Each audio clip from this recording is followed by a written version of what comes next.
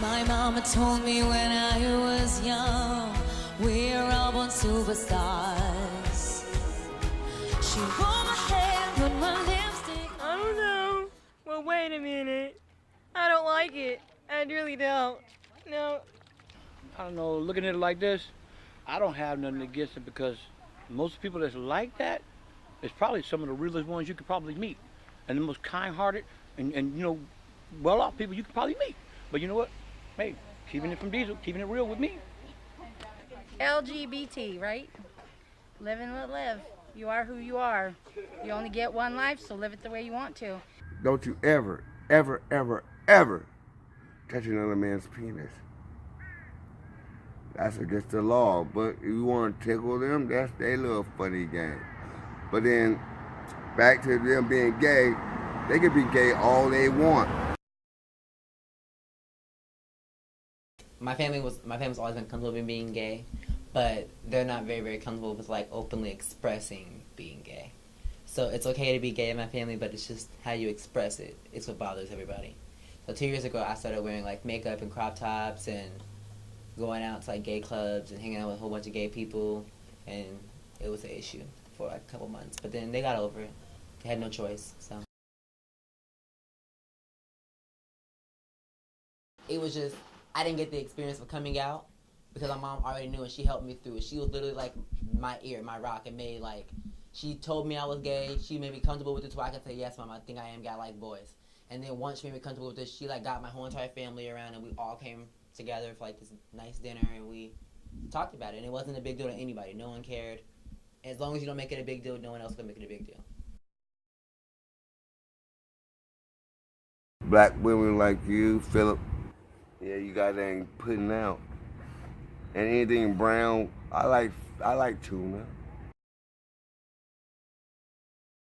I realized that I liked the same sex when I was about 8. Yeah, I knew some sexy neighbors. If we're gonna be real, I knew some sexy neighbors. But when did I know for sure, was middle school.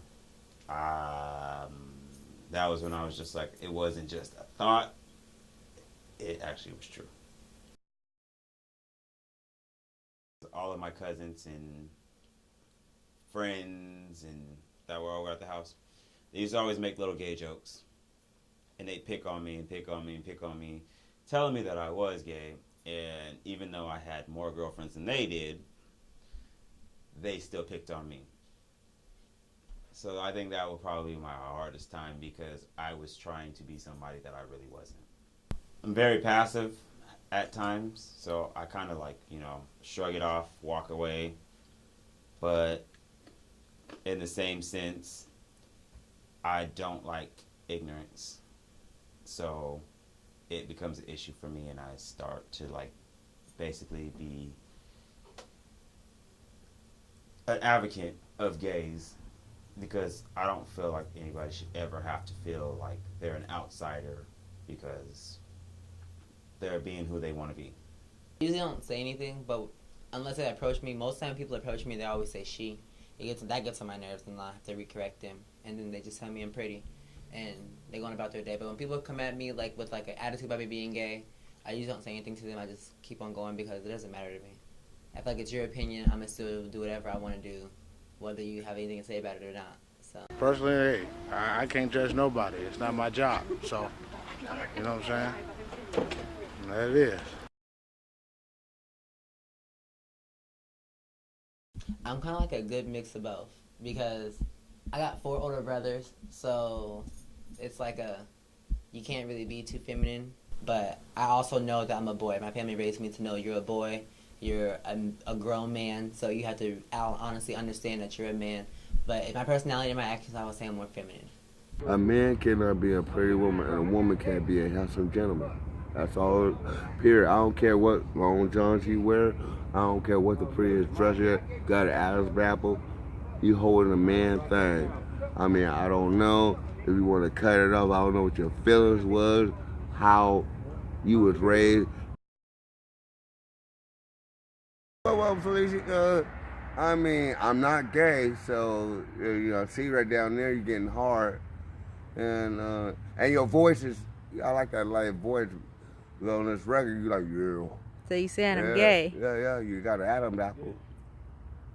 So Philip, that we went to the same high school.